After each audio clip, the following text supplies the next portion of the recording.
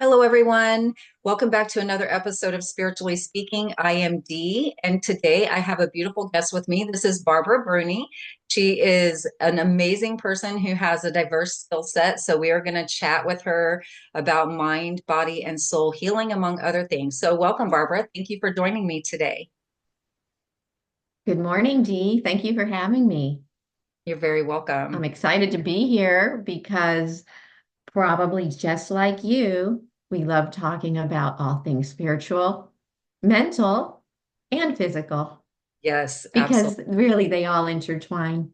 I used to say to when I would be praying to spirit and God, be like, clear my physical body and my subtle bodies. And then I hear, it's all one.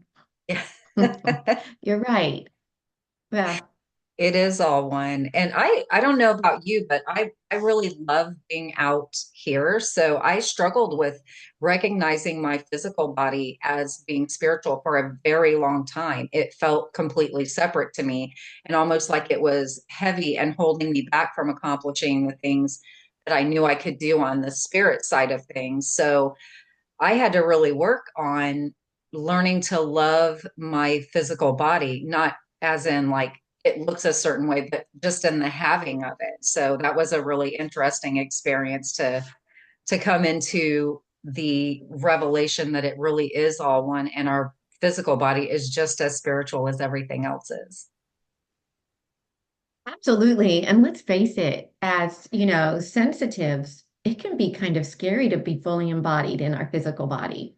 Yeah. So years back, I once had a an energetic healing. I can't even, it's just subtle body healing. I don't think there was actually a name to it. We give names to energy healing. And again, I'm slowly moving away from categorizing any type of energy work. It's love, it's compassion, right? But anyway, she was working with me and she goes way past my head, almost to the wall. She goes, your energy's way out here. She goes, you need to come back in your body to heal it. You can't heal your physical body if you're not in it. And that was an eye opener to me because I never even realized that I was living in that dissociated state. Mm, So to get fully embraced into how I'm feeling, then it's like, wow, I've got a lot of healing to do here yeah, because I never wanted to feel fully in my body. I didn't realize it, but things happen along the way in our childhood and in our adulthood too, that it's just easier sometimes to just step out mhm. and not fully feel the moment that you're in. And like, we're going to deal with that later. But meanwhile, it is all stored in our tissues and our fascial tissues, right? Especially. And so to get back in was a bit of work. And I can't say, and I always say, and I'm still not there yet, but we're working on it. Because truly, are we ever really there? I think we're not. I Right. think we're on a journey even when we lay these bodies down, we're still on our journey. So I like to just think, yeah, I'm on that journey. As Tristan, my son who crossed over, says, we still love our homies in the hinterlands with just a flashlight. I'm I like, love that. so whenever spirit talks to me and I'm channeling and I write it as I channel it because I will never remember it. I'm like, hinterlands. So they like to use words that would not be in my vocabulary as a wink, like you're not making this up. Right. Oh, that's such a good point. I love that. I love that. So, what did you do to help yourself learn to integrate into your own physical body? Yeah, I think just sometimes just sitting with it, just being with yourself. And to me, it's like noticing. You have to notice because I'm going to kind of go around the corner. But so sometimes I wonder if our life has been totally pre-scripted, Hmm. right? Because you get future forecasting, right? You've done, like you said, you did a past life regression, right? And then here you are today, but you can still visit that. And then, spirit, if you're going to die soon, spirit already knows it. They're already processing the coming home party, right? And your angels are already around you. It's like that divine appointment has been set. So I just wonder how much of our lives are totally charted out astrologically and everything else, and it's all about how we respond to it, Mm-hmm. right? And within our response lies our soul's growth. And so, anyway, so to answer your question is, how did I just respond to that, what just happened to me? Did Mm-hmm. I get all upset? Did that trigger me? Was that a massive trigger? Okay, then it's time for me to just sit with that and go, what was that? Sometimes I can process it just physically thinking about it. Other times I have to meditate. Sometimes I have to self-hypnosis, but it doesn't matter. I just have to figure out what that trigger was in Right. any capacity, whether it's anger or fear or even love, right? It's like, wow, how did I process that? And the more that I can get clear, then that I think is how I can integrate back into my body. Okay. That's great. I love that. And that's really true. Just being able to notice the different subtle nuances of what's happening there and looking at what caused you to react that way. I had a day like that the other day, and I was so hard on myself because I'm like, I've done this work. I know this. And so like I was really hard on myself. And I even said out loud, I'm being so hard on myself. I feel it. And my Steve goes, you think? Like even he noticed like I was just really, but at the end of the day, I really took a look at what is it that I need to do to look at it differently and what is happening within me, the fear, the frustration, the grief actually over some things that I was having to allow to fall away. Because that's one of the things that I think we forget to think about sometimes is how the things that are falling away, we're so used to them being there that they do cause an element of grief inside ourselves. And I think that is one of the pieces that makes it even harder for us to navigate. How do you feel about that? Well, I think grief is the hardest emotion on this planet, right? And so being in 3D, when something's gone, it's gone, Mm, right?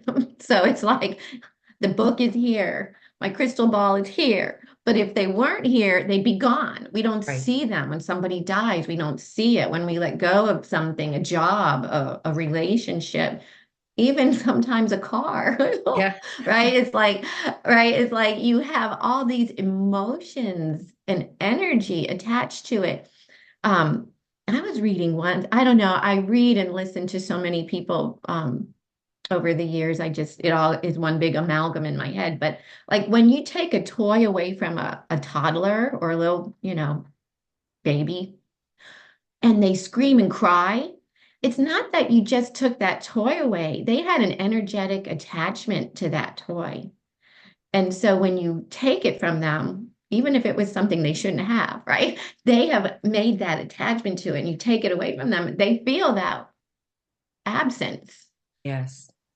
And so it's like that with us too. We feel that absence, and that's tough to deal with, depending on what it is. But we also have memories, but we don't live in the moment all the time, Right. right? So we have past attachments to everything and everybody. I mean, some we're glad to let go of, but the ones that we have a really strong cording to, I think, has a hard time. And then you can go into past lives and different dimensions and timelines, and it's like then it starts getting quantum, and then you still wonder, you know, like why am I having a hard time letting go of this? It could be from a past life. Right. It gets deep. When you start going quantum, you can't answer anything. It does You get can really only deep. suppose. Yeah, it's fun to play in that though. I love playing in that because I feel like we limit ourselves so much by not allowing ourselves to see the possibilities of that expanded experience. Yeah. Like kids. I go back to that. Like my son Tristan, the one who crossed over, he was psychic from the get-go. I mean, he was psychic before he was born because we've adopted three boys and we had two. And then one morning, and they were 6 and 8. And one morning I woke up. I don't know, it was before I really realized the full extent of how psychic I was. But I turned to my husband, I'm like, we're gonna have a third son. He goes, oh, no, we're not. I'm like, no, seriously, we are. He goes, uh-uh. I'm like, okay, you wait and see. He's coming.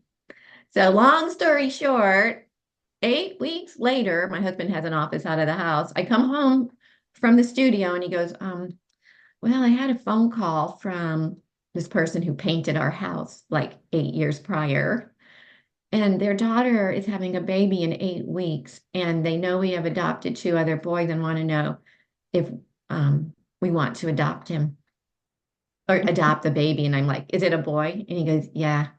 I said, how soon? And he goes, 8 weeks. I'm like, yeah, I told you. That's amazing. That is amazing. So when he was little, he would say, you know, Mom, he was 4. I'm not going to live to be an old man. And Oh, I'm wow. like, oh, Tristan, everybody thinks they're not going to get old, but we all get old, bluffing it off. Who wants to hear that? And then Right. again, he said it when he was 11, the same morning. And I said, Tristan, I kind of repeated myself. He goes, no, Mom, you need to know this. Wow. Right. And then like he'd be laying in bed at like 5 years old, be like, Mom, can you just close the door? There's a lady who walks up and down the hallway all night long carrying buckets of water. Oh my gosh.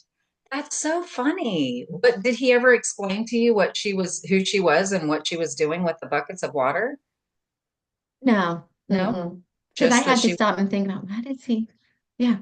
So I'm like, yeah, no problem, honey. I'm thinking he sees something. So yeah. then another time he helped, it was probably like 10, he helped a woman up the street, an elderly woman. His husband had just died, like shredding papers and whatnot. When he came home, I'm like, how'd it go? And he goes, well, the angel stood at the door and watched us. And her husband, who had just passed, kind of stood by our side watching, over our shoulders. And I just thought it was beautiful. I just said, wow, that is really cool, Tristan. I didn't Yeah. want to, yeah. But see, that's cut out of us so soon. I mean, the people telling their kids there's no such things as ghosts, there's no such thing, but yet they take them to church and pray to the Holy Ghost. But I digress. There's no Right. such things as ghosts, there's no such things as, other civilizations on other planets in the universe, right? There's no such Right. thing. And so when this my same son Tristan, he was they called him ADHD. He just had a ton of energy and he was a big kid. And to put him behind a desk 8 hours a day writing on paper was just not happening, right?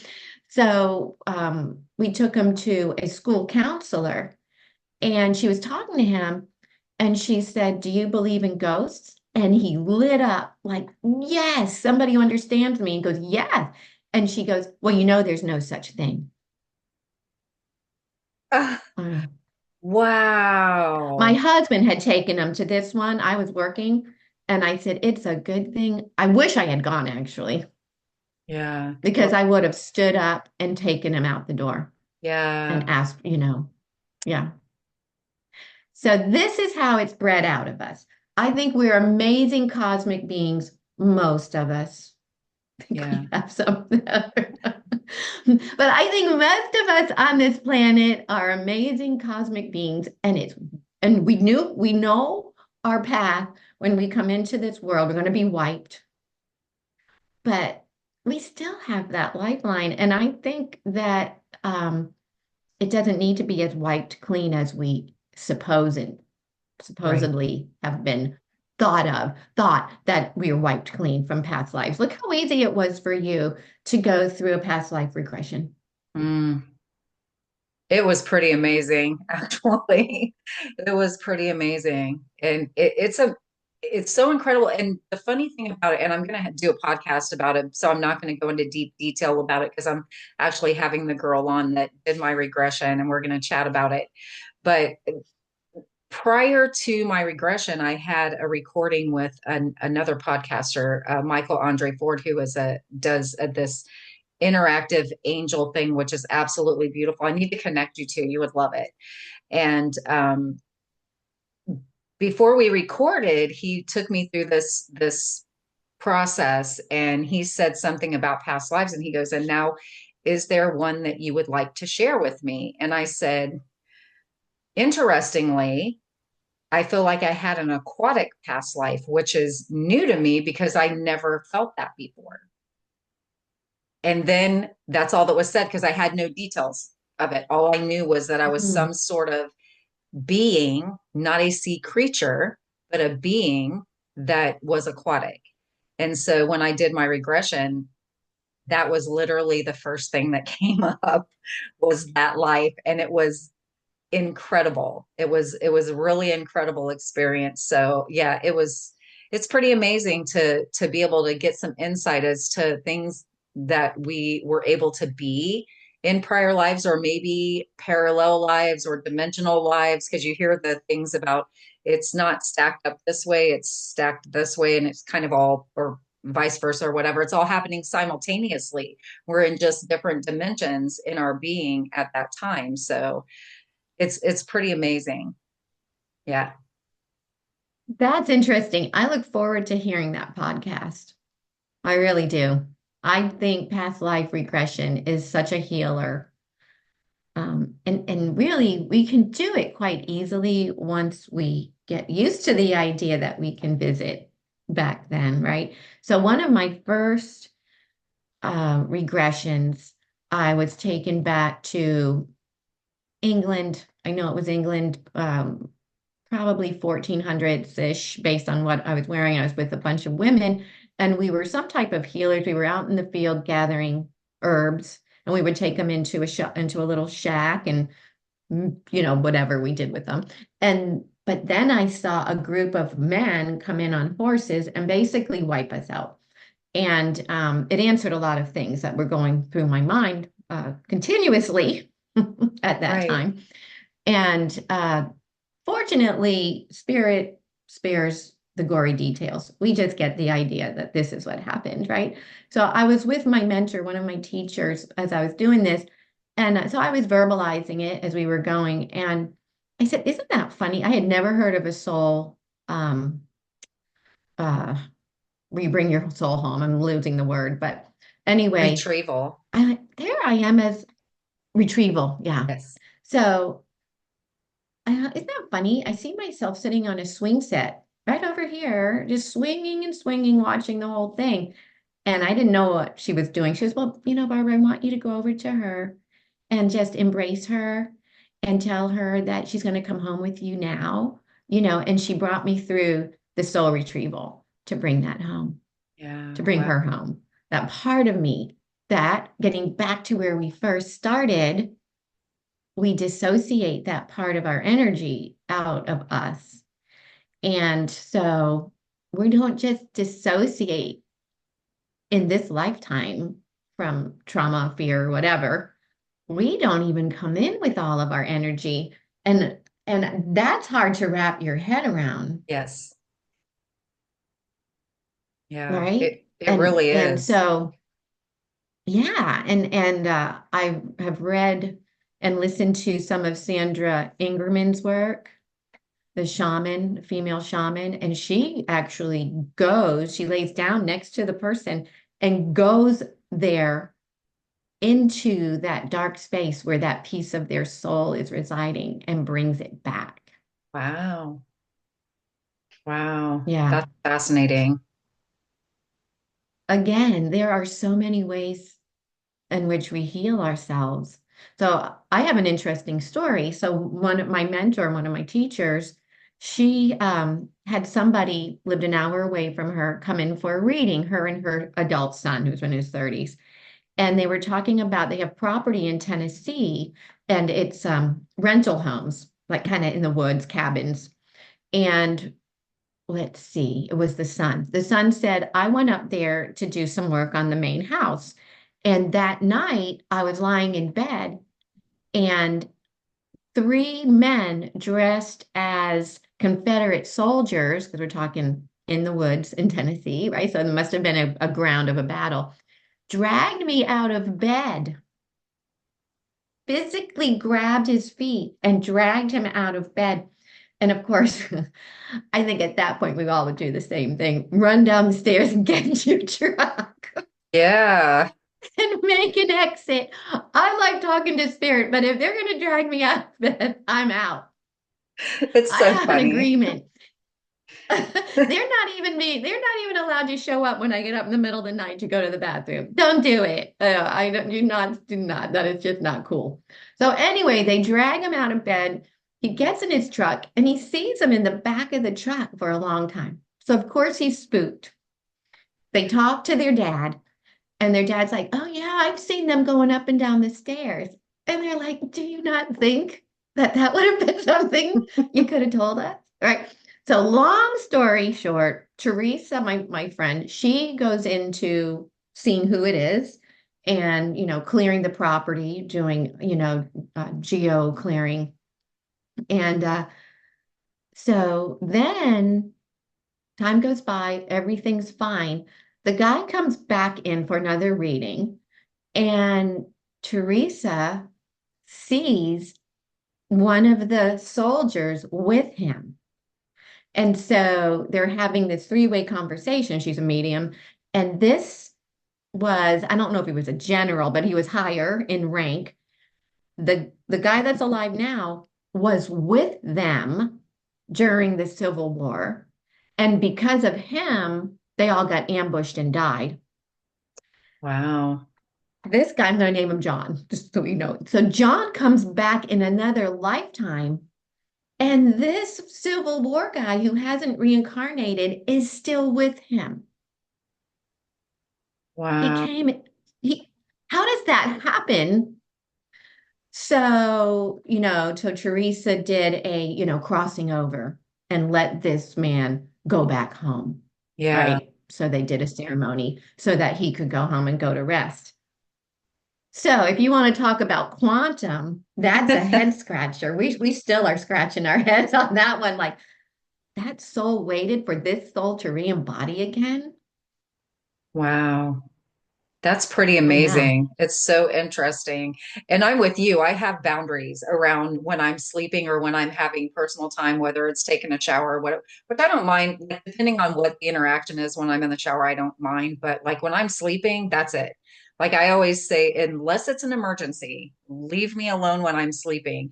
And I actually was doing a reading for a girl one time, and it was her husband who had crossed over. And he didn't really want to communicate, and I had been, because he was like that, but when he was very like boisterous, lots of cussing, very like assertive, not nasty, but just like one of those kind of big personality type people. And one night I got up to go to the bathroom, and he thought, oh, well, this is the perfect time. And I was like, no, no, I am going back to bed. You have to shut up, come back to see me in the morning.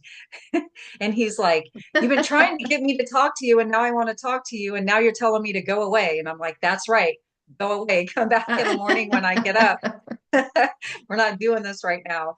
So it's funny, you got to set those boundaries. So it's interesting that he was dragged out of bed. And it always makes me laugh when people leave the property, like they leave the house, because I'm like, they're spirits. Don't you know they can just go with you? You're not getting Right. away from anything. It's so funny. But it's funny because this Yeah. man, as far as this John, I'm calling him John, Hmm. knew he had never had any experience with this man until he got on that property. Yeah. That's And wild. if he did, he had no idea, you Yeah. know. Yeah. It's so interesting how things like that work out, and how do you explain it? And why do we even feel like we need to, I guess, is the bigger question. Yeah. Again, it's healing, Yeah. right? It heals. So when I do body work, so I have a Pilates studio. And when I'm teaching Pilates, the door's shut. The door's shut. But when they're on the table, especially if I'm doing cranial work, I mean, it's like visit city, right? And I have, right? And so if the person's open to it, I'll discuss what I'm seeing. Most people aren't. So I Right. love when the people who are come in, right? Yeah. So yeah, I keep that door shut until I want to open it. Or Yes. if somebody comes in, this is like, okay, here we go. When somebody comes in for a session, whether it's Pilates or any type of body work, and they're like, oh, my so and so just died. I'm like, here we go. Here we go. We're gonna get a visit. Yeah. You know, so here we go. So all kinds of things happen. So I have done a soul retrieval with a woman on my table, because some things just kept coming up for her. And I'm like, I really feel this is a past life. Would you like me to look into it? Do so. See the situation. She had been a basically like a slave girl to the British elite, and she took care of their horses down in the stable. And she had been abused in many ways, and she had been killed there. And she just started bawling because it just came into her Hmm. so clearly. And I said, we need to bring that little girl home, right? And so we went through the ceremony in which to do that, how to bring her home, how to clear the energy of those people who had hurt her from the past, because all time leads to now. Yes. And so yeah, so that can happen. And I learned not only just through my own experience and my local teacher, but also I took some courses through a woman named Tina Zion. I don't know if you've heard of her, but she does a lot of spiritual healing. And again, in all ways, whether it's past life or medical intuition, all of that. So she taught a way to, when you are centered and you go into that past life and into that soul that is still there, you look for the perp. You look for the perp. And then, you basically stare at them until they do something. They turn away, they ask for forgiveness. They have to make the first step. And then Mm. you forgive them, send them on their way. And then you put a big shield of, you can make it whatever you want around you. And you ask for your energy and only your energy to come home with you. And so that's how we do it. And then we talk about integrating this part of your soul, take them in your heart, and, just be aware of that aspect of yourself that has been left behind and become nurturing to that Mm. until you feel like it's part of you, it's back. Yeah. So for people who may not understand or have ever heard of soul retrieval before, it's a piece of our soul that's out there that we need to bring back into our being. And how does that benefit? If you could explain to them, I know you said it's very healing, but how does that benefit? What are the differences that someone may notice once they've had something like that done? So let's go back to when we first started and we talked about being out of our body, right? And that to heal, we have to bring our energy back into our body. We have to become an integrated whole. So, and then if we just think also about the soul, and from way I can conceptualize our soul is like the higher self. And the higher self, if we've seen pictures of fractals now, right? And the soul is fractalized. Um, and we come in on a certain um, oh um, what is it when your diamond ring, has many Facets, fractals, right? We come in facets. on Yeah. that ray, Yeah. facets, thank you. We come in on that, right? And so that's our soul, but it's also part of a grander whole. And so part of that energy got fractionated out. And so it's like, it's just energy. So is it actually a person that we're bringing back home, or are we conceptualizing just that part of our energy that we were at that moment that we got left behind? Or are we truly, so like going back to when I was swinging on the swing, looked like I was about 5 years old. So that part of me didn't come home to the other side when I crossed. I left that a little bit of an aspect of my energy there because Mm, probably as we were getting massacred, I I spiritually jumped out of my body. right. So that piece of me didn't come home. And so you're like, well, how does that happen? So I don't know if you've ever read any of Michael Newton's work. He did the great Lives Between Lives. You would love it. If you love Dolores Cannon, Michael Newton, he did hypnotism of lives between lives. Wow. That is fascinating. And so he talks to this, person being hypnotized about their life during between, the life that they just left, right? Their last life before they came into this life. So they're talking about their experience on the other side. And interesting. And I have to think on this, but let's say they saw their parent on, so they're talking about seeing their parent and other people that they knew on the other side, but their parent had less energy than the others around because they were currently reincarnated. Oh, okay. And right. And so, as this fractal of your soul, you don't need 100% of the energy to embody. So you might say, okay, this is going to be a really rough one. I have really charted some crap here. So you might ask for 70 to 80%, right? Yeah. And leave 20% on the other side because it's like, how do you, as a medium, channel somebody's, I did something the other day, great grandparent? Right. I don't know. Is she reincarnated again? Did she just come in that part of her? And then, you find out that you are your own, like my nephew is my father. So it's like, how does that happen? We can't explain things, and we No. and we probably won't until we cross over, but it's so interesting to go into these hypnotic states and get some information, Yeah. and try to piece things together. And I'm sure you've read a lot of Brian Weiss's work, The King of Past Life Regressions, right? So, and so we can only piece together what we can piece together from what other people teach us, from the readings that we get, and try to put as much 3D thought to this as we can, Yeah. right? Right. We have to, or that logical piece of us. And that's what I have had to really like. I had a spiritual mentor tell me one time, you're too rigid, you're too much in your logical mind, you're explaining things, trying to explain things too much.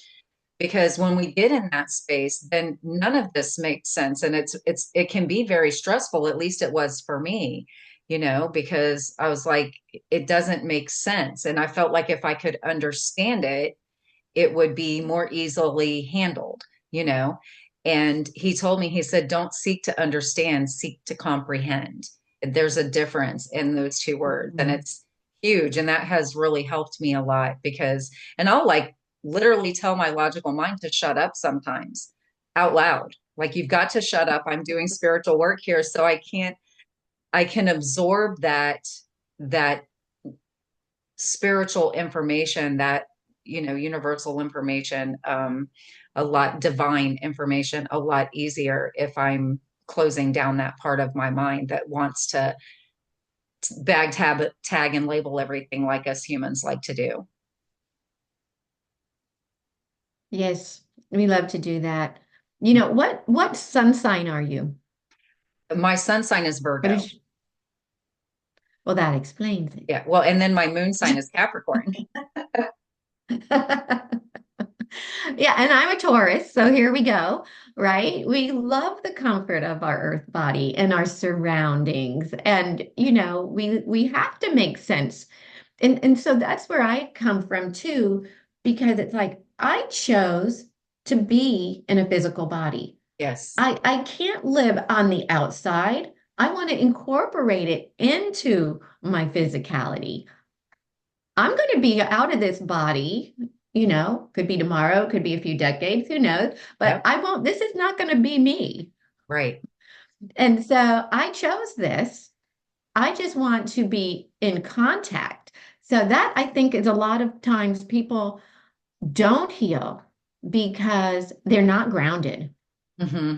They're out here and they talk in a falsetto voice because they're always feeling spirit.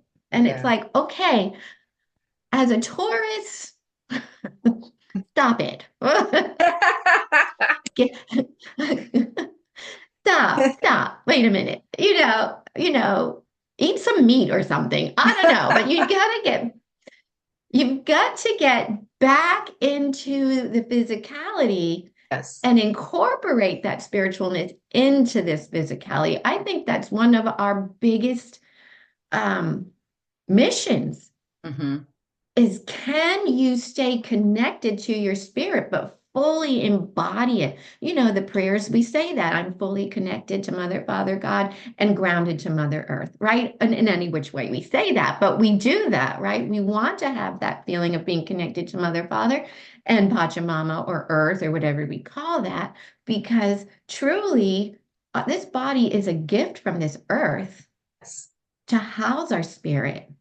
So you have to have both connections Hmm. and bring your spirit into the now and apply it. You can't help people or yourself if you can't embrace your spirit and bring it into the now. And it's easy for us to say because we are earth signs. Right. You try to tell an Aquarius person that, or, Pisces. But it's just we have to become more grounded into bringing our physicality into this time and space. So I don't know where I got off on that, where we were going, but I think that's it's just what I've learned. yeah, it's really important, and I had to learn that too, like I said previously, and I actually had experiences where I was so out there that when I fully came back into my physical body, I could feel it. I could feel it happening, and then I would feel like I couldn't breathe, like I felt like I was drowning.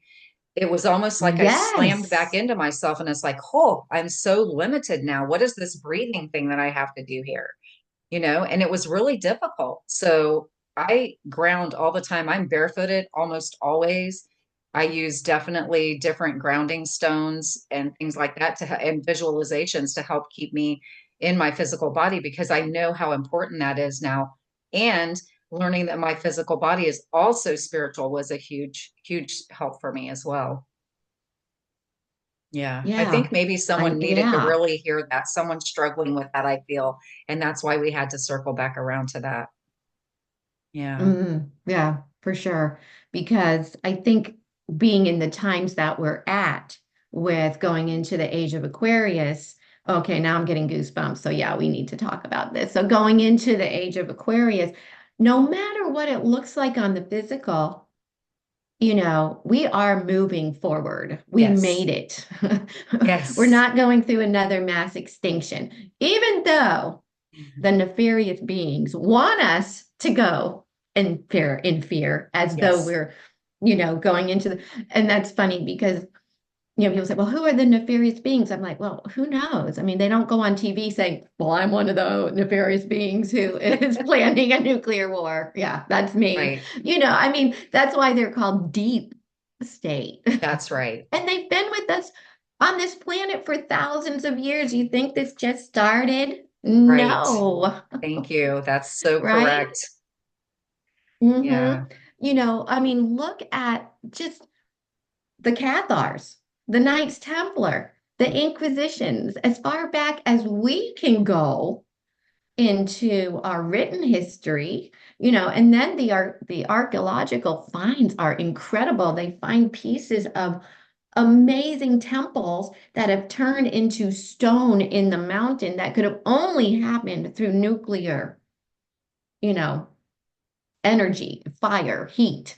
right? So we know there have been other civilizations. This has gone on forever. We hear about the Anunnaki, good, bad, whatever. We know that we're spliced. If anybody reads Greg Braden, he really can, explain it way more than I could even try to repeat what he says, right? But how like 200,000 years ago, we came into what we now know. Well, 200,000 years ago, that just blows the whole history out of the water.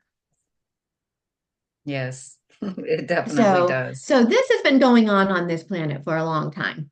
But now we've crossed that equinox, right? That precession of the equinox, and we're now in new territory. We've left the Kali Yuga behind. But what happens during those times is chaos. Right. Right. It is. And that's what And makes so people we, afraid. And we yeah, don't have to be afraid. Like we're facing major mm-mm. changes now. I mean, we're in the midst of it. It's happening, already. We're in the middle of this huge shift right now that is absolutely amazing. And there's no need to be afraid and there's no need to push back and resist because it's all meant to happen. And if you put yourself in a place, this is the way I look at it, if you put yourself in a place where you are more open to the changes, even though they're different and they might be uncomfortable for us because we don't know this new place that we're in, it's so beneficial. And we're moving into something really, really beautiful. Yeah, it just doesn't look like it on the surface. But you Right. have to look at who's telling us that. That's I tell right. people, throw away your television. Just if you can't turn it off, throw it away because it's terrible. Whether Yeah. it's the news or even movies and television shows, it's all predictive programming. It's all to get you into fear. It's all for you to accept that, you don't have power, Right. spiritual power, that you are victim of whatever the victim of the day is, um, that we're afraid of. Right. Don't forget that fear energy, if we're all energy, we are, if that fear energy ripples out, then think of all that fear energy on the ether. Somebody's eating that up. Yes. Somebody loves that fear energy. Yes. I use the word somebody, but you know what I mean. Yes. So, so you're right. It is to stay calm because somewhere in the past, you and I and some of these other people who kind of grasp that there's bigger things going on, we were on the other side and we said, "Hey, D, you want to go back for another embodiment? Right when it's all imploding, we're going to have Yeah. the best seats. We're going to have front seats to the greatest show on earth." And we're all Yeah. like, "Yeah, that sounds amazing." Yeah. Yeah, definitely. And And then then we here we go are through the going, decades of, "Ah, and then we reach that part where we're we're on the like, front seat of the roller yes, yes. And then we reach that place where coaster." we can look at it from that higher perspective and see, even though there's this thing going on, the overall unfolding is absolutely amazing and beautiful. And sending love and light. I've been talking about that so much, instead of sending that frustration and that fear and that anger towards these situations, understanding that we can send love and light to the situation and still not necessarily be okay that that's exactly the way it's happening. We can still send love and light and that diffuses it. It's like taking the oxygen away from a fire by sending the counteractive energy that way. Yeah, that's beautiful. That is so, and there have been scientific experiments that prove that. Masaru Emoto, the great water scientist, we love him, right? The one that Yes. was able to take the droplets out of the water and freeze them, and we could see the beautiful geometric shapes based on the container that it came from, whether it was rock music or beautiful music or the word hate or any negative word versus love, and how different the geometric shapes are. Now Vera Fitzpatrick, I think her last name is, who takes it even out of the cosmos, her work. But so Emoto, I think it was actually, he actually brought a bunch of people together and meditated over a body of water. I just read this. I wish I could remember whether it was the Sea of Japan or a lake. I don't remember, but they actually tested the water pre and post, and it had changed. Wow. That's amazing. It is so powerful. It is so powerful. And Mhm. it's not woo-woo, it's No, factual, scientific, evidentially proven information, you know? yeah. And I just had the thought I have to say this. Because my friend is visiting me right now. She's telling me to say it. She was my counselor and then best friend, not best friend, but good friend for like 10 years. And she's like, tell them what I taught you. Okay, Elaine. Anyway, so that brings up the question of prayer. And so it's like, okay, what type of prayer are we sending? What if that's not for somebody's highest good? So a lot of times prayer comes from our ego, Hmm. right?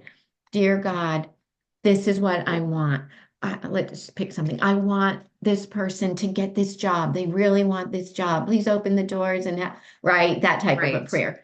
Right. We don't know. Maybe that's the worst possible thing. That's And here right. we're putting the energy towards them getting this job that's going to be to their detriment Yes. instead of just sending, like you just said, love and light for the highest good Yes. of this person and their soul. Yeah. It's so funny you mentioned a job like that because I actually have a friend on Facebook who just posted recently. I applied for this job. Everybody, send energy so that I'll get this job. And I commented and I said something to the effect of, I'm sending love and light for the most positive outcome for your highest and best good, you know? I So love if that. that's the job, if that's what you're meant to have, then that's what will come. And if it's not, then something else will unfold for her. And she actually did not get that job. Did she get mad at you? No, no, no, she didn't. Just She didn't kidding. say anything. You did Actually, pray for me to get that job.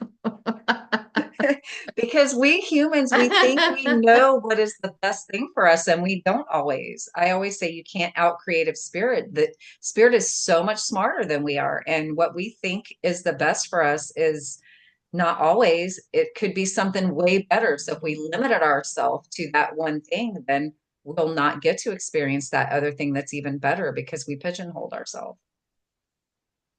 That goes really deep for me because when my son Tristan was injured, it's a long story. I wrote about it in my book. It had so many facets. He's the reason why I really started, well, I've been digging into truth since I was 17, but catapulted me. Um, he catapulted me before he was born. But anyway, um, so I was praying so much for his health, his, you know, that all these things. I was praying so much for him that things would turn around, and he died, Yeah. right? I was so like, I don't want anything to do with you, God. I would sit outside and I'd be cussing God out. I'm like, how could you do this? I'm talking to my guides. I'm talking to Tristan's guides. I'm channeling them. You guys, horrible. You guys, how horrible of guides are you? You shouldn't even be guides, Oh, wow. right? Yeah. And so Tristan's like, my guides are saying that they promise they'll do better next time. So even from spirit, they've got a great sense of humor. Yeah. But I mean, for a couple, I mean, this is 6 years ago. I'm still like, hmm, and I know better. But, there's that part of you, right? And so it's like, no,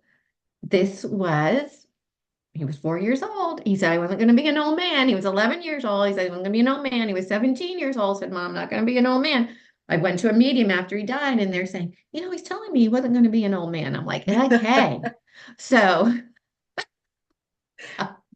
Yeah, like he so much gave you a for it. heads up multiple times. That's right. That's I will incredible, forever try actually. to fit that round peg in a square hole. But um my point is, when prayers don't go the way we think, does that mean a prayer wasn't answered? Right. Yeah. Right? And Yeah. so if we're praying for somebody's highest and best, then we have to believe that we're praying for their highest and best. That's right. Right? Yeah. And so we don't know.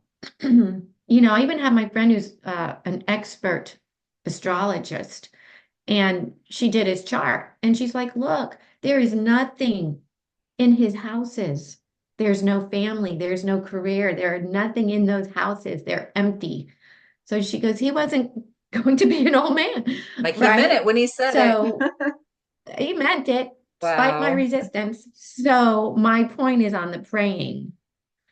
It might not look like anything, but it's always for somebody's highest and best good.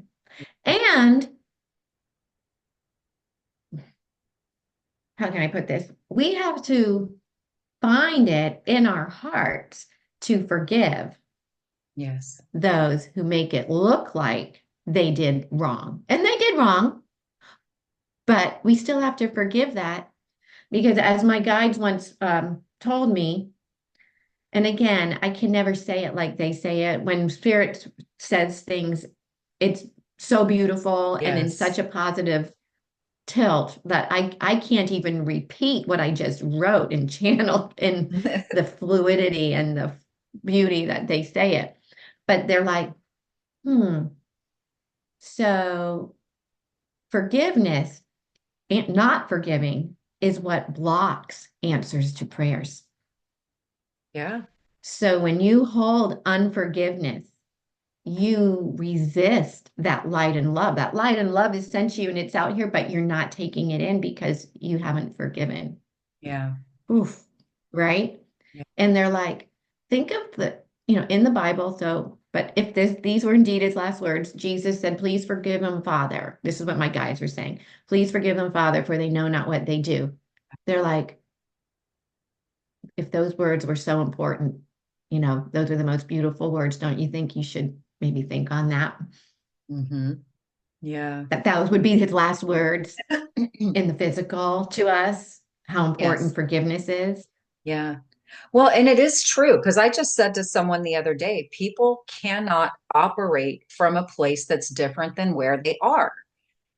It, no matter how uncomfortable it makes us, no matter how much we wish it would be different for them, no matter how much potential we see there, we cannot influence someone to act from a different place than where they are. And they are the ones that have to do that inner work to evolve through that and come to a different place. And that's a really hard pill to swallow sometimes, especially when we're so loving and so compassionate and we want what we look at as the best for them. We have no control over that. It's not our journey, and that's No. a Mm-mm. really potent realization sometimes. And we don't know our past lives. Right. We don't know what we're here to clear, but we didn't clear either in that past lifetime, which one, could be many, right? Or, we can still clear and do spiritual work even between lives. But if we haven't done the work, we're going to come back here because we're electromagnetic beings. It's not a punishment from the universe. We have to process that, Yes. whatever it was that we didn't finish. So I was reading in one of Brian Weiss's books, and I can't recall which one. It was a story from Elizabeth Kubler-Ross, that psychiatrist who did a lot of work on death and dying. Hmm. And she is telling her story. When Elizabeth was in her 50s, no, when Elizabeth was younger, her mom was in her 50s, the mother was in her 50s. She came to Elizabeth, she had 5 children, and said, Elizabeth, if something happens to me, you're the only doctor. I want you to give me something that would take me out because I never want to be a burden on anybody or to become dependent on any of my children. And Elizabeth said, Mom, first off, no. Second off, that's not going to happen. You hike, you're active, you're so healthy, you're only in your 50s. Why are we having this conversation? Whatever. She goes, besides, all you ever do is help people. That's all you do, Mom. You're a helper. You help people. God's not going to take you. A year later, something happened. I think it was a stroke, and she became totally dependent.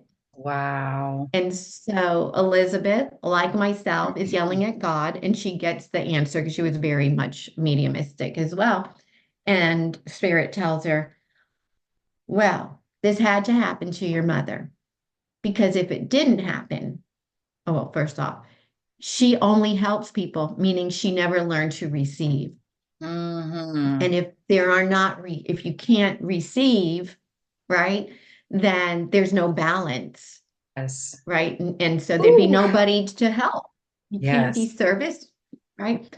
And they said, so here's the caveat.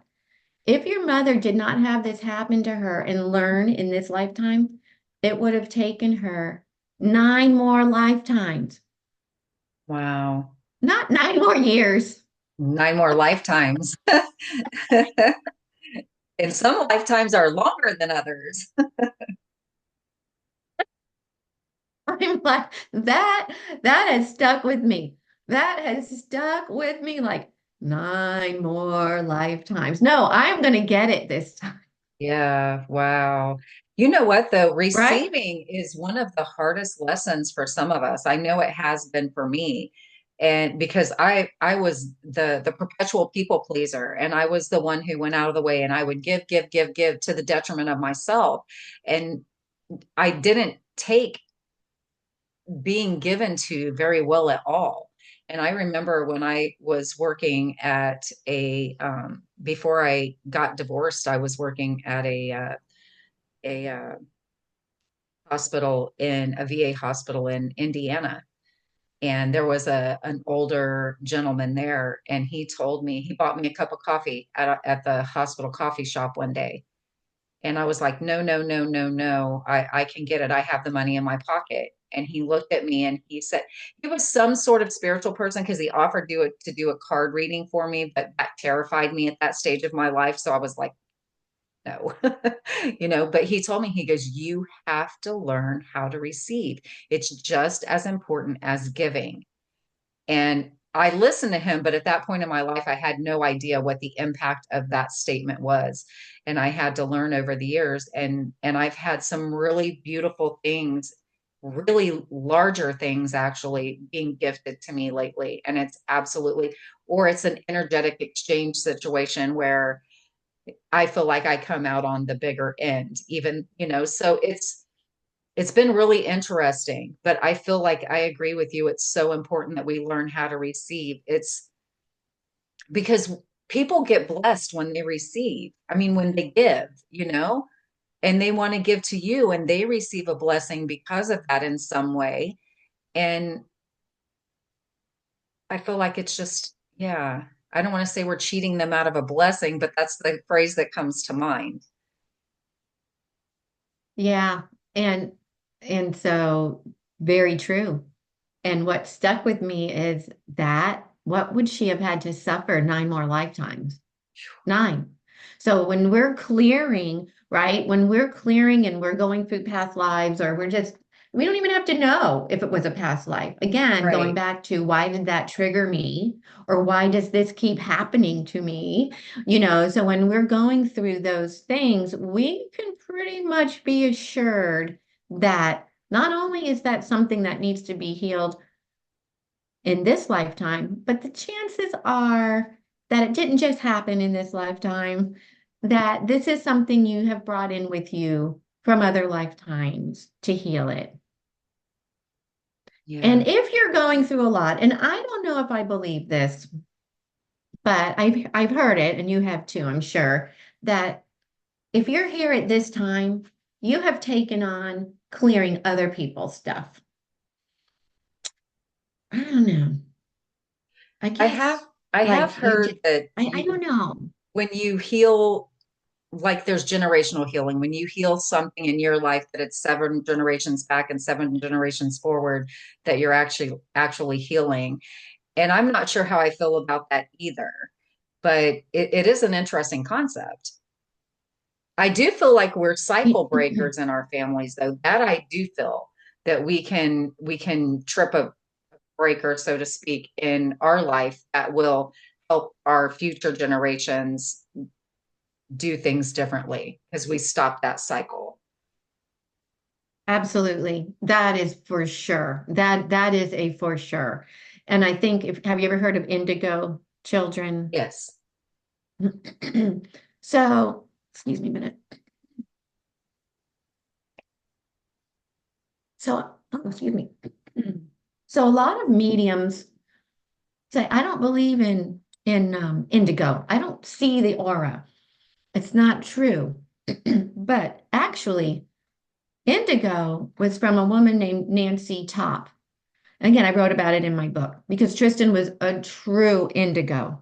She had synesthesia. And for those who don't know what synesthesia is, it's not woo-woo. It's actually the way your brain is wired and your senses get crossed.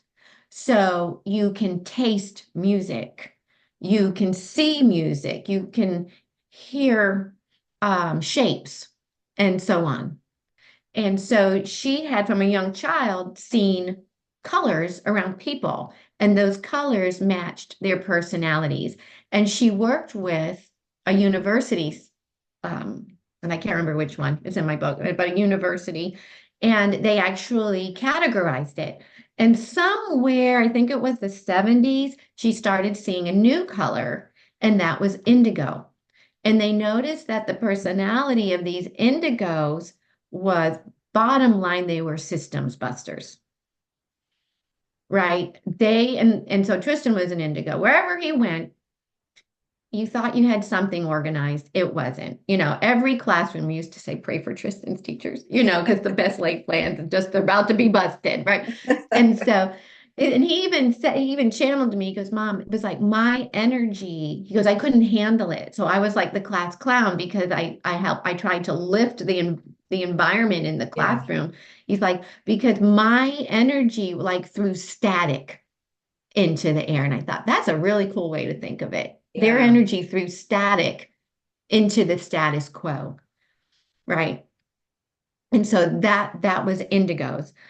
And then since then, people say, there's now the crystal children and different ones. And I just think, yeah, we can give it names, but I think that as the souls are coming in for this new time, we're getting a little they're programmed differently, souls coming in now, or they're just higher advanced souls coming back in to pick up the, relay race a little bit faster, a little bit higher.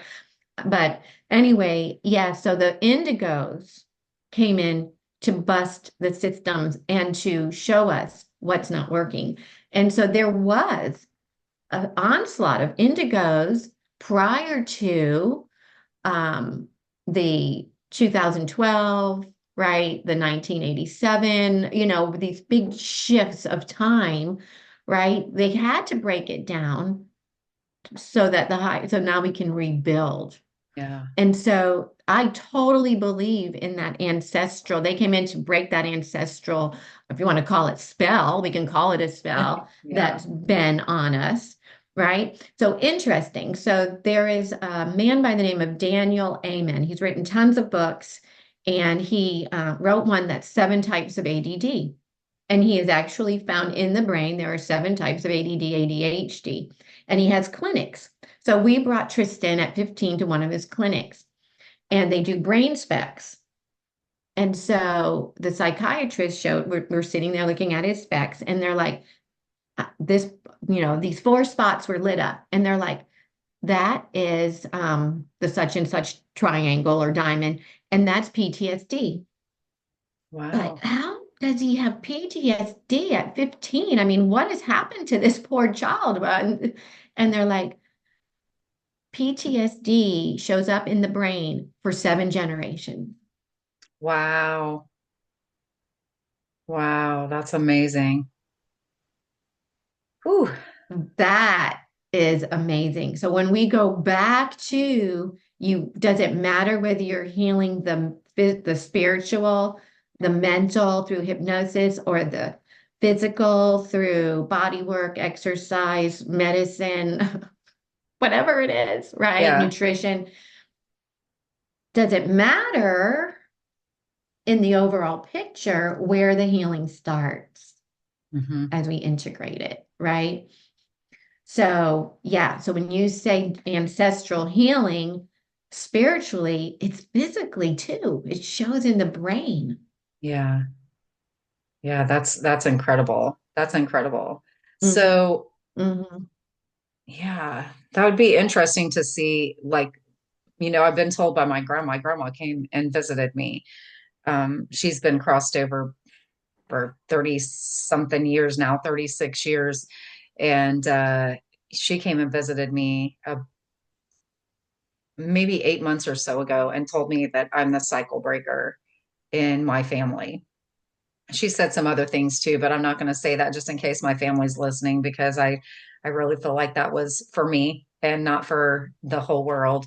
So, but it's very interesting, and it would be fascinating to see if that switch being flipped here, how that affects my grandchildren and their children in the future. It'd Correct. be cool to be able to do a Correct. We can follow up. I only don't know how you suppose would it even do does. that, but you know, Hmm. Hmm. Well, I mean, that's what we do when we do clearing work, right? We clear cellular memory, ancestral memory, right? And we work on that. And the litmus test is, how do we respond when we're out in the world and something happens? It's like, does that trigger you? Or right. has that, Debbie Ford, she wrote a lot on, she has since crossed of cancer, but she wrote a lot on the shadow self. Hmm. And I love her metaphor that we have, electrical outlets on us. And if we don't have an electrical outlet for, let's say, anger on a certain subject, we could just walk right through it and not feel it. But if we have an open outlet towards something and we get into that electromagnetic field, right? Yeah. And that's how we know that we still need healing Yes. in that Yeah. area, That's right? very So when true. I I studied love that quantum healing, analogy. that's what we would pray for. Yeah. Yeah.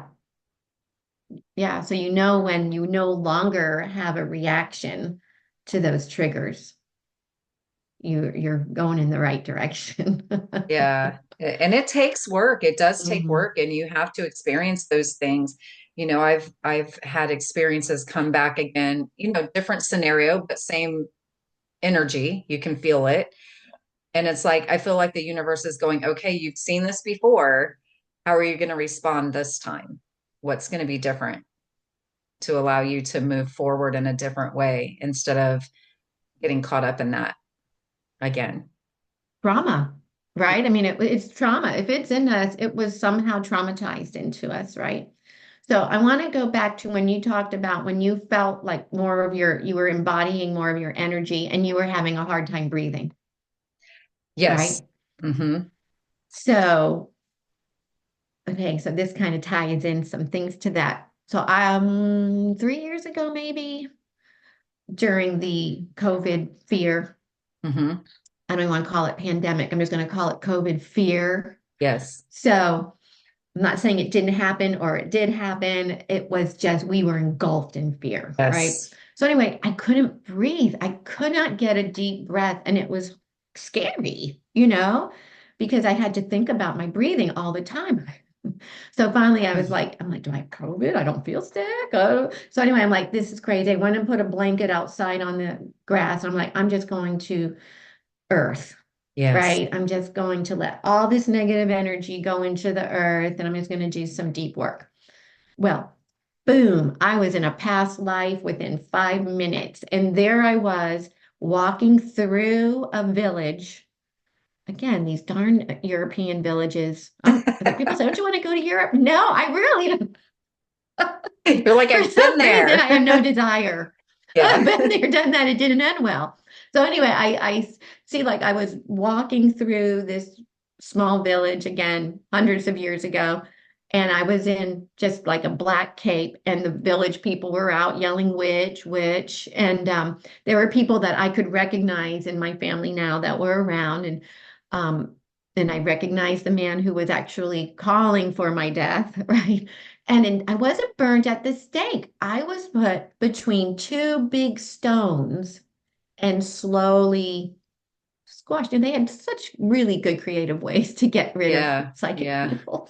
So barbaric. But they squished me and I couldn't breathe. Couldn't breathe. And I'm like, Wow. right. And it was 2 years ago because I wrote the book, Tristan's Letters from Heaven. And I knew that I was coming out of the spiritual closet to like my work, Yeah. right? And I'm Whew. like, no wonder it's up. I'm coming out of the spiritual closet. Tristan's Letters from Heaven. Hello. Right? I'm Yes. admitting that I'm talking to spirit because in the book, I don't just talk, don't just channel Tristan. I channel a few other people. But anyway, so again, I'm taking a deep breath, like, okay, we're still working on that. So anyway, that helped me. Pretty soon, when I realized what it was, I was able to do a soul regression or soul retrieval, and I felt fine, fine. 2 years have gone by.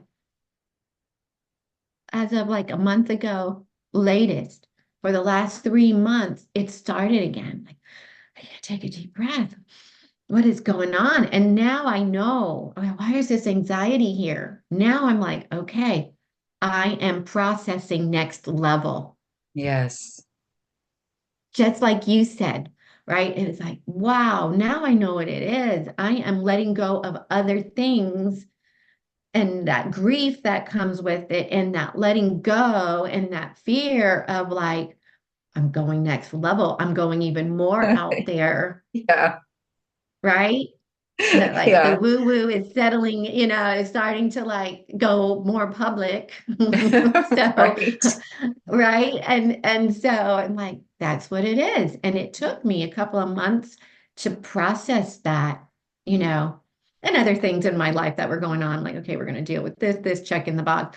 But that's exactly so when you said I was having a hard time breathing, I'm like, man, maybe that's one of the symptoms as we're letting go of things and we're trying to incorporate more of our energy into our body, and our bodies are going, but wait, wait, are you sure you want to let go of this?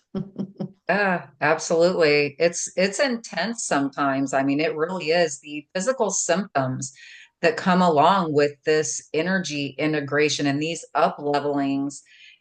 It's really it's really intense sometimes. I've been through some stuff, and I don't know how you have experienced your up leveling in your body, but it can be almost a little bit scary sometime if you don't realize what's happening.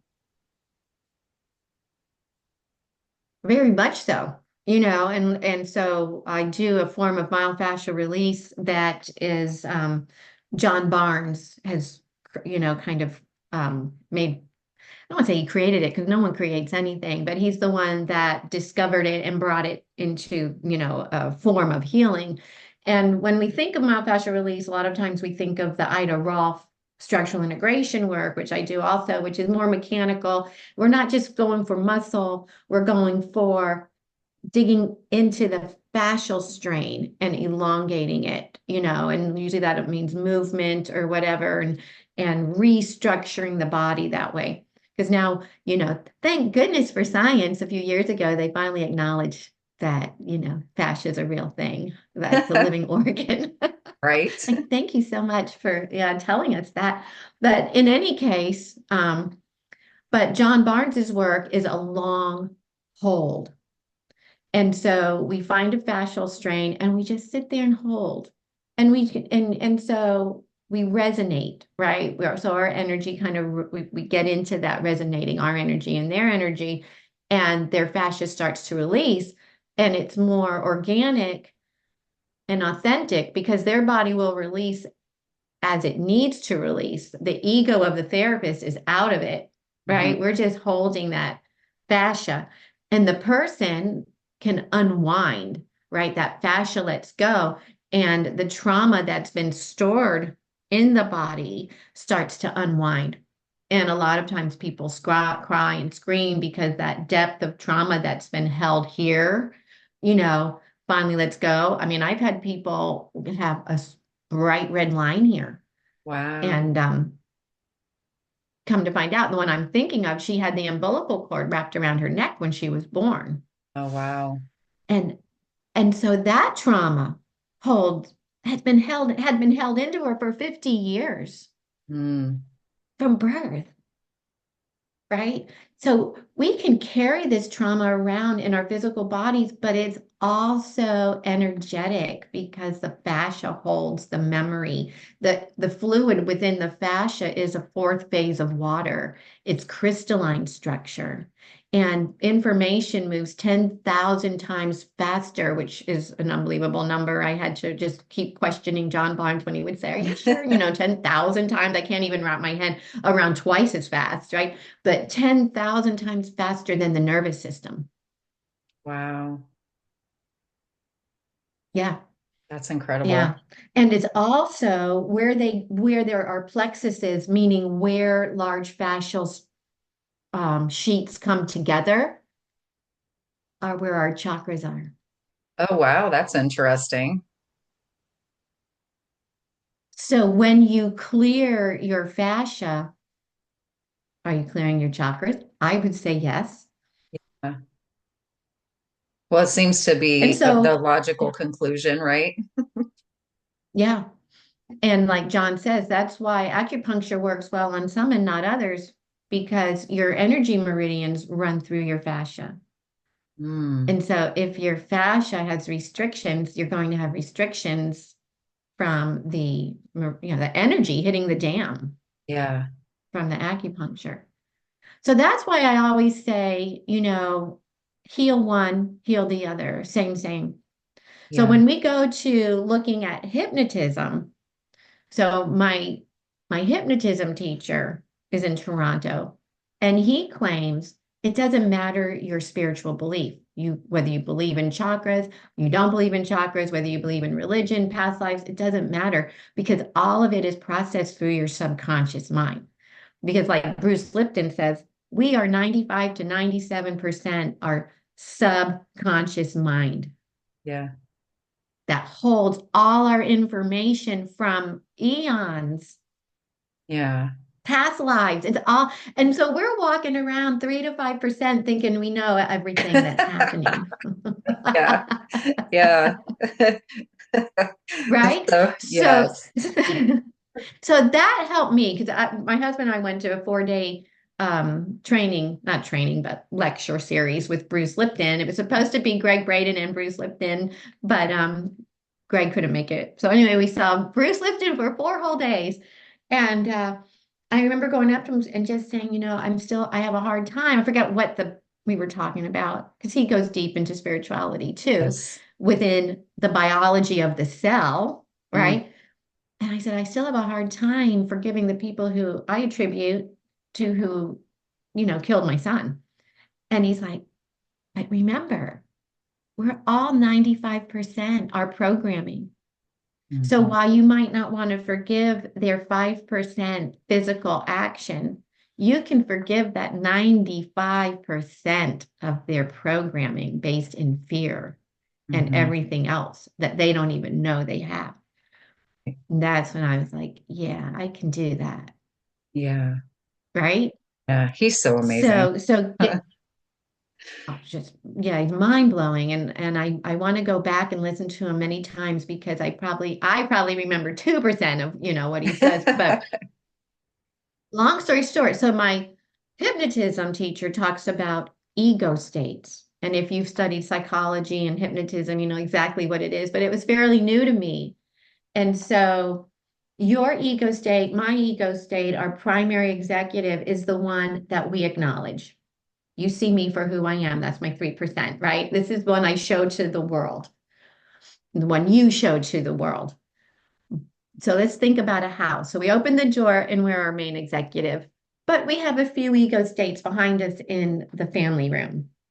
And then there are a few ego states back, in the kitchen. And then there are some really deep hidden ones down in the basement, right? So we Right. can have a lot of ego states and we don't even acknowledge them. So he says all healing, he says everything can be healed from ego state. I'll give one example. So I have my own too from people that I've hypnotized through the ego states. But I love his example. He once worked with a man who his job was to also public speak. For whatever reason, he had to do presentations as part of his corporate job. But he would choke. He was horrible at that aspect of his job. And so, like, he went to my teacher for help. And so Mike Mandel is my hypnotism teacher. He's been doing this for 50 years. Anyway, he brought him through hypnosis and he brought him through ego states. And he asked for the ego state to come forward that was afraid to speak in public. And after a while, a 4-year-old boy comes up. Ah, He, he was very afraid to be out in front of people and speak in public. So, long story short, they work with this 4-year-old energy. And they're like, what does he need to be able to not be afraid when the big man had to go speak in front of the public? And so the little boy and them came to an agreement that he would take his teddy bear and go to sleep and not interfere when the man stood up and spoke in public. And after that, he could get up and speak in public. oh, that's incredible. That's incredible. That's absolutely amazing. Yeah, I've done it with people who are like, they can't quit their job. They're going. And you bring forth the ego state. And one of them was a woman that's like, oh, because you're talking to them while they're in trance, and they're like, oh yeah, I see. Um, I have somebody here who is working really hard. What is she wearing? Well, she's wearing a suit and a tie, and she's very important, and she doesn't even want to talk right now, so because she's so busy. And I'll say, well, why don't you ask her, what is she so busy about? And so we go back and forth and back and forth. Is there something else she'd rather wear? Yeah, she says she wants to wear, shorts. Okay, why don't you put her in shorts? Give her a short. And it just goes on and on and on until we then ask another ego state that's fully integrated to come in and help this ego state incorporate in with the rest of them. Until we finally ask the highest state, which I think is the higher self, Yes. to come in and show this one around and to form a committee. And everybody within all your ego states that are fully integrated, take this one and help her integrate into the rest. And it works. So, if everything can be healed from an ego state, from your subconscious mind, where does that fit in to past lives, to current traumas, to clearing your energy and your chakras? Hmm. Yeah. That's why the more I learn, the more I know I don't know. And you Yeah. just work with somebody where they're at, work with yourself where you're at, and whatever works for you. So, okay, so we do chakra clearing, right? We clear our chakras, and we all have lots of tools. We clear our chakras. I look at chakra clearing as a window because now you have an open window of which to make higher choices, Right. right? But if you don't, that thing's going to close up again just where it started Yeah. down the road. But when you do clear the chakras, you create space. You create space to do whatever you want. Healing work, prayer, being able to, I always clear a room before I read, right? All of that, clearing the energy. But then it's like, where does healing your chakras, healing your fascia, healing your mind of an out of control ego state that was placed there for whatever misperception or trauma that you went through in this lifetime or past lifetimes? And does it matter? Yeah. Yeah. That's a really important question, I think. So, how do you feel about that? Does it matter? I don't think it does. Yeah. I think it does relate to where the person's at. So, smoking cessation, right? It works, but it usually doesn't work. It's what most people go to hypnotism for, and yet it's the least successful thing in hypnotism because you have to be at what's called threshold. You have to be at that point where you're like, this isn't working and something's got to change and it's got to be now and it's got to be me, Yeah. right? And Yeah. until you're at threshold, you're not going to fix it. Fix. Right. We're not fixers, but word. So we're not going to heal that because they're not at threshold.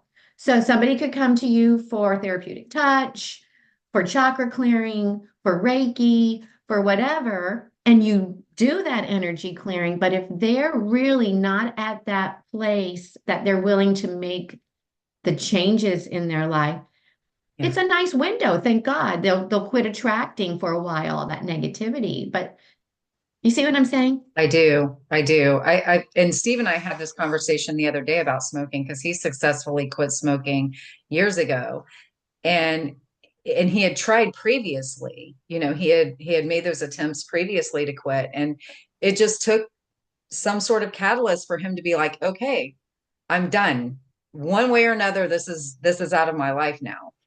And you can't do it for someone else. You can't do it for your kids or your mom or your significant other. It has to be, this is the way I see it. It has to be for you. You have to make that decision that you're done with that to be able to get it out of your life. It's not something that can be a maybe.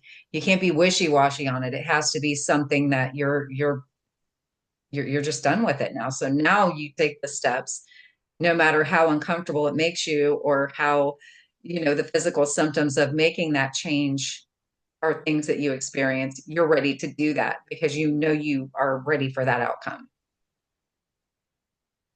Exactly. He was at threshold. Yes. That's Something's got so, to change now, and it's got to be me, right? And yeah, it's got to be yeah, now, right? right. And until somebody gets there. And so in the beginning, I was kind of, silly saying people who just talk in falsetto and everything's rosy, everything's great. It's like, and how long are you going to not heal? Right. How long are you going to stay out here and not feel what you need to heal? Mm, Right. So I think you have to address people where they're at. yes.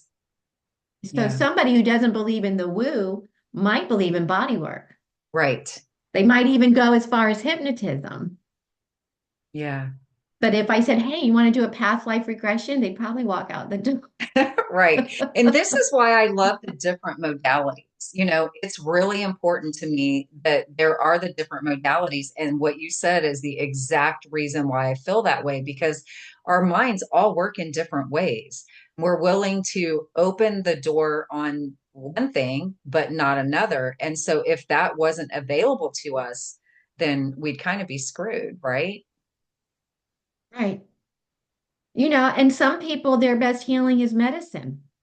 Mm, Even though we know that's not the highest, or it right. might be for them. What do we know? There's that story, and everybody's heard it about the man on the top of his roof and it's flooding, and he prayed for Yes. God for help. And a guy in a canoe comes by and he's like, no, I'm waiting for God. And a guy in a motorboat comes out and goes, no, I'm waiting for God. And then a helicopter comes by. He's like, no, I'm waiting for God. Well, he dies in the flood. And he goes Yes. to God and he goes, I prayed to you. And God's like, I sent you a canoe, a boat, and a helicopter. Yes. Right. And you turned me down, which again goes back to prayer, Yes. right? But it's like some people might need that medicine because they Mhm. don't believe in anything else. They don't believe in the power of healing in any other way. Right. So again, I guess we have to think about as our judgment. Hmm. Yeah. And that's a big one for me, Yeah. right? Just when I think I'm done judging, I'm going to catch myself. Oh, there I am judging again. I just judged that, didn't I? Yeah. I'm giggling Right? because I've been in that place here very recently and I've realized that about myself. And I'm like, I even had to say out loud, not my circus, not my monkeys. I cannot get myself involved in that. I have to let that be their choice. And it's not about me. It's about what they need in this moment. So let them do their thing. So Absolutely. I know. It's something that keeps coming up so that we can learn from it. And then we have to say, okay, we've got judgment, we've got discernment, we've got boundaries. But when do those blur, Hmm. right? It's like we do need to judge to stay out of harm's way, Right. right? So it's like judgment's not a bad thing. It's like any tool. We can use a hammer to build a house. We could use a hammer to crush somebody's skull. Boy, that's kind of rough of me to say Right. that. But anyway, like, okay, I guess I'll say that. Right. And so it's like judgment is the same thing. We can use it because that's our logical mind. We need it, but we can overuse it negatively and send, like my first spiritual teacher used to say, why are you sending those thoughts? You're just putting hurdles in somebody's way. Mm, Right? Like don't keep putting hurdles in front of somebody because all that's going to do is hurt them and come back and you have to experience that too. right. So then we have, oh, I'm not judging, I'm discerning. All right, okay. Are you? Maybe that's the positive branch of judging. You Yes. know, don't judge, but you can discern. Okay, stop it. So, It's true. okay. So let's just call that the positive judgment. I can judge that I don't like that person's behavior, right? And I really don't want to spend a lot of time around that energy, but I have to watch that I'm not labeling it Right. Right. That's very good true. or bad. That's very true. I think it's in And the I think it's labeling. important for us to understand that there are some energies that we do want to keep ourselves away from. And and the noticing of those is super important, you know? And then come the boundaries. Yes. So I used to have a woman in my studio, but after I wrote my book, she's Pentecostal. I was raised I Pentecostal. could say, I could If I used my judgment, I would say she was a real wackadoodle. But she thought I was woo-woo. So she thought I was of Satan, and I thought she Yes. was a wackadoodle. So that's our judgment, Yeah. right?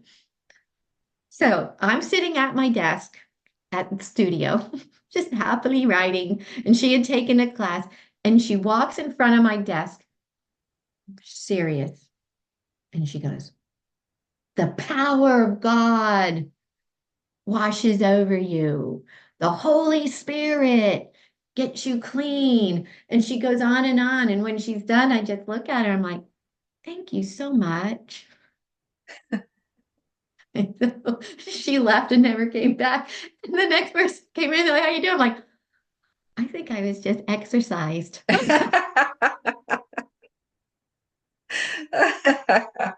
That's so funny. Oh my So gosh, that's that's where our hilarious. judgment, that's my story, is that's where our judgments can take us. I Yes. think she's a wackadoodle. She thinks I'm of the devil, right? And so when we have those judgments, it's like we don't have unity. We don't Yeah. have that. So I had to work on going, well, I'm from the South. Well, bless her heart. She just thought that because I don't think like her, she's been taught 97% of her subconscious mind of programming anything that is not of what she's been taught is of Satan. And I kind of felt sorry for her after that. And feeling Yeah. sorry is probably not the best, but I mean, in the emotional, like trying to process this. Yeah. Wow, isn't that interesting? Yeah. Judgment. Yeah. It'll bite us in the butt every time. It is. And like I It's said, like, I was raised Pentecostal. And so when I started on my spirit, however, I've been able to see spirit since I was a very small child. I'm talking like the first spirit I remember seeing was when I was about 4. But I never really discussed this with anybody. I think I always instinctively knew that I shouldn't do that, you know? And so I grew up believing that all of the things that I knew were real could send me to hell. So there was a I mean, it was so I have a lot of compassion for people who are in that place because I was there and I had the gift already anyway. So when I started pursuing my spiritual path more, I was absolutely terrified. I thought I'm going to burst into a ball of fiery brimstone. I had this huge internal battle going on because I didn't fully believe what I had been taught in the church because I knew from a very young age that there was more. So, but exploring it and embracing it and learning about it and actually, putting it more into play in my life was, whew, I was terrified for a while. And now I'm living proof that you're not going to burst into a ball of fiery brimstone. Well, that's Mysterious. yet to be seen. No, I'm just kidding.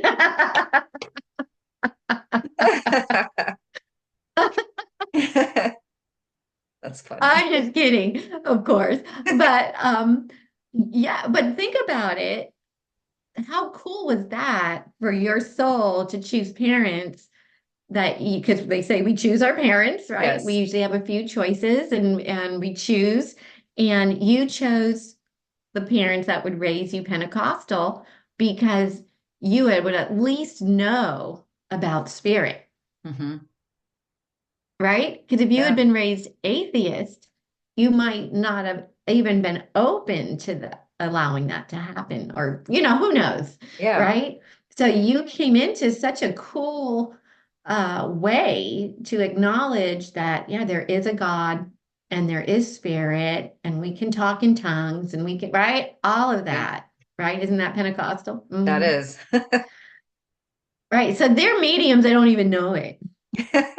It's fascinating to me. I always like we use different words. Religion uses words like prophet and things like that. Where over here we're talking about psychics and intuitives. It's the same exact thing.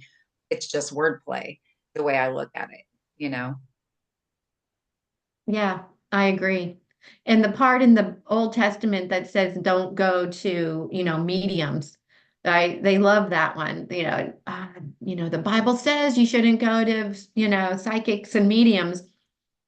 And then I want to say, well, who wrote that? Probably somebody who didn't want you to know the truth, Yeah, yeah.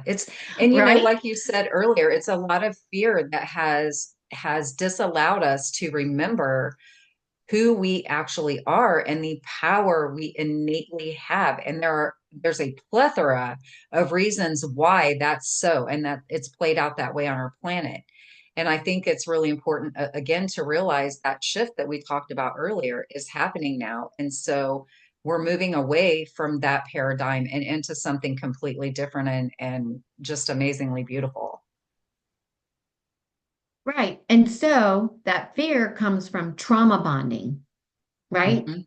So we know that because we have seen it. There's that syndrome, that Stockholm syndrome, right? It actually has a name from people who would become enamored with their captors, even though they were prisoners. Yes. Their captors were the only ones that took care of them, fed them, whatever.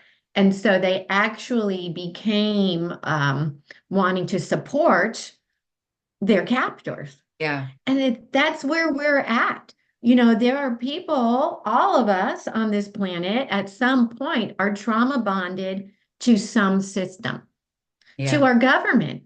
If we didn't have government, we wouldn't have all of Yeah. this, right? How would we exist without government? Right. And it's like, well, let's think about that. So your neighbor puts up a porch, builds a deck, and you go over there and you say to him, well, I see you're putting up a deck. You owe me $5,000. That's what the government does. Yeah. I'm sorry, you have to pay us to approve it, and you have to pay us now more in taxes because you Yeah. have an addition. That would be like me saying, well, yeah, you need to pay me now because you just improved your property, right? And Right. when people start understanding that you have to let go. And again, we kind of are going full circle because you talked about letting go and allowing higher thoughts. There are some things like religions, when we realize that most of the religions have built such a dogma around them Hmm.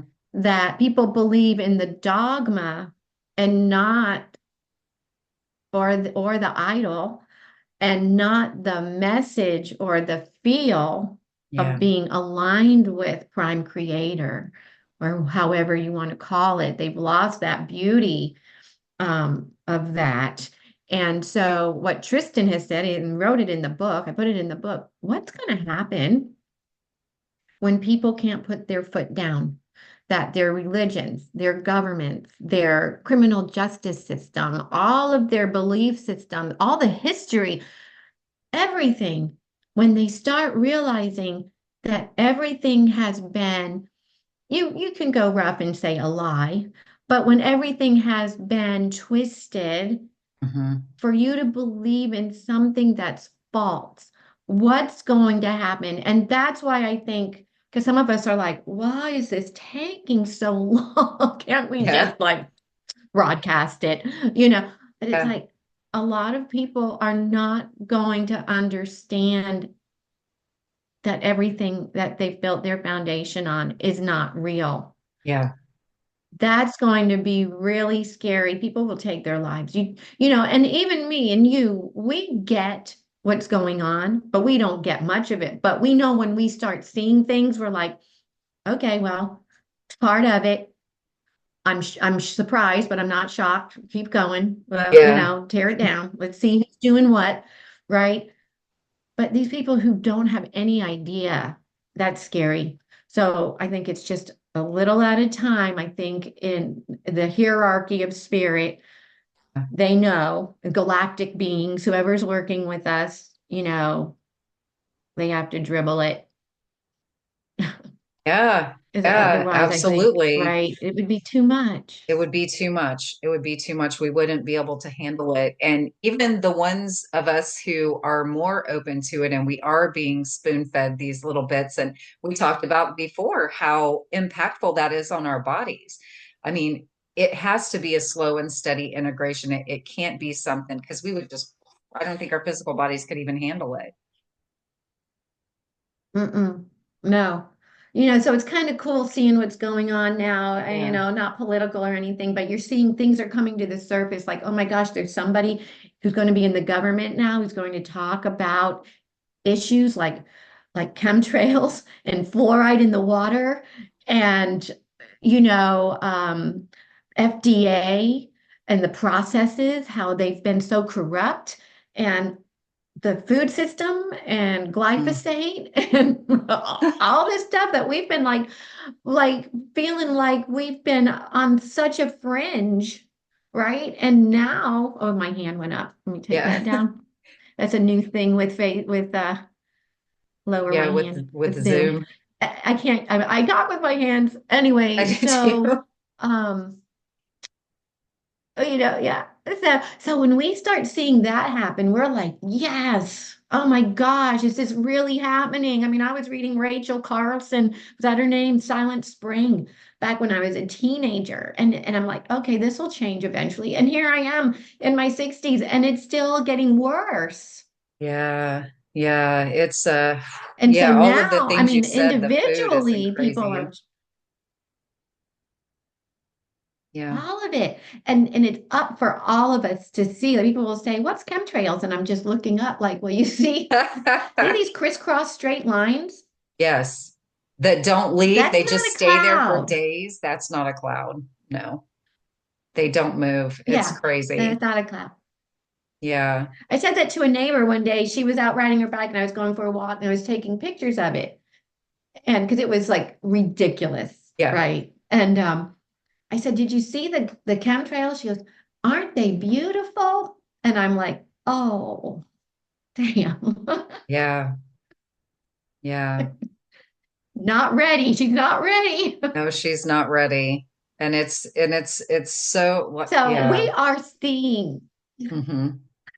we're seeing it come to the surface. And Yes. we just have to keep our big girl panties on because there's going to be things people don't think about trafficking. Hmm. Well, my friend who crossed over, she used to sit on like a Zoom with the military. And these men who were taking babies out of underground dumps would come on and she would counsel them because they'd be so distraught taking these babies from underground human trafficking systems. They couldn't stand it. So she would work with them online. So we have to be right. Yeah. Talk about sending love and light. It makes me want to cry right now. Yeah. In fact, just take a moment and do that. Mm,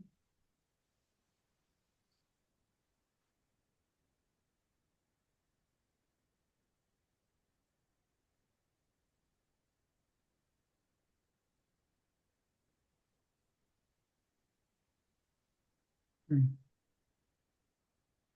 yeah.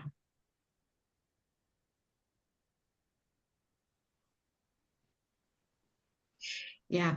The Yeah. things That's, we don't know. yeah. Right. I know. Yeah.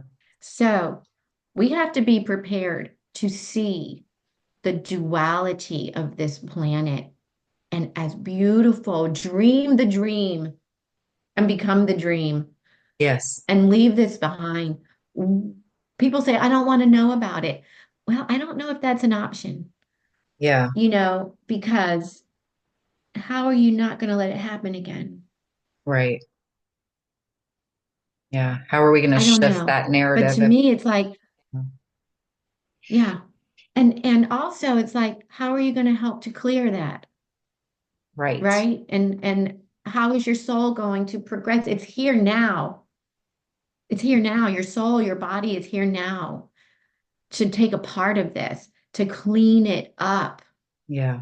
and to bring in the new dream. And I don't know. It's almost like awaken from the nightmare to now dream a new dream Hmm. and be that dream. Yeah. And so I think today we were talking about healing in all aspects. And as we heal this body, we have to heal Mother Earth's body. Yes. It's all one. And that's always what Spirit tells me. We're all one, right? We're all from the great central source, right? We're all one. It was so beautiful. And I'm just going to show Tristan's book because I want to show it. I Yes, call it I want you Tristan's to. book, but it's Tristan's Letters from Heaven. That's amazing. And in it, I talk about his story and family. So I write about a subject and then he writes about it from spirit. So I did a lot of research into the school system, which is a mind blower. I didn't think I was going to go that deep. I went that deep. And it was meant to dumb us down. People aren't just saying that. It was meant from the 1800s to create a military system where people didn't ask questions. That's why we learn by rote and not critical thinking. It's designed that way. So if you think you're going to fix the system by sending in more money, you're not. It's got to break and Yeah. get recreated. And so then he writes about it. And then I write about government, I write about the criminal justice system. And then actually, while I was writing from Tristan, I say write because I just write as I chant, right, as I get it. A judge came through from the other side. Somebody who had been a criminal comes in from the other side, right? And they give their point. And then a higher guide comes in and talks about that. Religions, I did, research on that. So Tristan writes about it after I write about it, right? Do my research and then he does his. And then he also just shares with us stories of what it's like on the other side.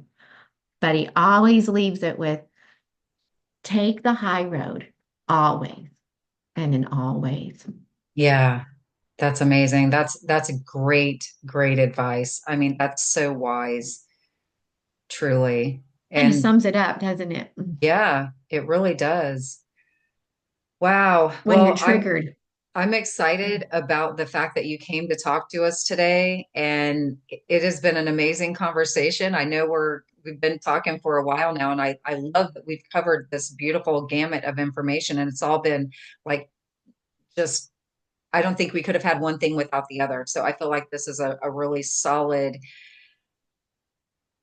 resource for people to come to repeatedly when they need to know more about these things and they're curious and they forgot and they want to come back and re-listen to it. I think it's absolutely amazing. So thank you for sharing your physical self and your soul with us today because it's been super impactful. I'm so grateful to you. Well, I appreciate you asking me to be on, and I'm very thankful for you, not just for inviting me on the show, but for having this podcast and bringing so many people on, sharing different aspects of spirituality and how to incorporate it into their lives and your lives and our lives at this time. So thank you very much for all you do. My pleasure. Thank you. And I'll put all your links in the description box below the video so people can easily get in contact with you and find your book so that they can read that. Also, is there any last words you have before we close out today? No, I think I just said take the high road Yes, always. And no perfect. matter what comes up, take the high road. Even if you think you've been handled inappropriately, take the high road always and in always. Thank you so much. And thank you, everyone, for joining us on this episode of Spiritually Speaking. I know that this will have a profound impact on you because it's been amazing information. Please don't forget to like, share, and subscribe so we can get this message out to as many people as possible across the globe because it's very needed today. So thank you again. And I love you all. I will see you on the next one.